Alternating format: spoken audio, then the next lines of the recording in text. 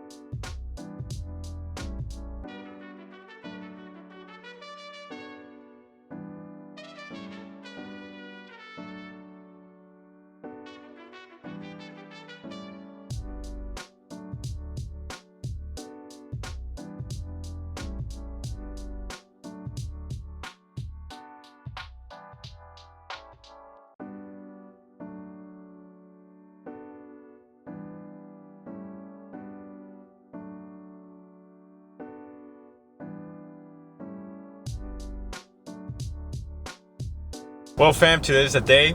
We're gonna go ahead and pick up the front bumper from our boy Nick. It's done. The G35, it's done. It's completed. I'm super excited. We're finally gonna go ahead and get the bumper. I haven't put this bumper on the car at all since I ever unboxed it. It has never been on the car. I meant to put it on the car. I never did though. Well, we made it to the shop, guys. Look, my boy Nick has a couple cars right here. Look at his work. These things are sick. Hit up my boy. And Styles, wraps and coatings. It's right there. We secure the bag. Let's go ahead and head home.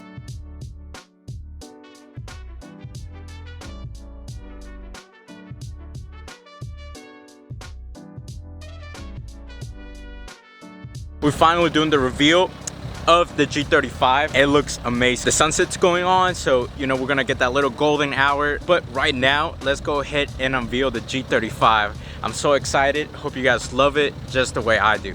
Here we go. So sweet to me. This is where I wanna be. On up with you, supersonic. We're on fire, rockin' love alive. On up with you. Just in the backseat of the Beamer, put my feet up. How you feeling? Yeah, yeah. Just in the backseat of the Beamer, put my feet up. How you feeling?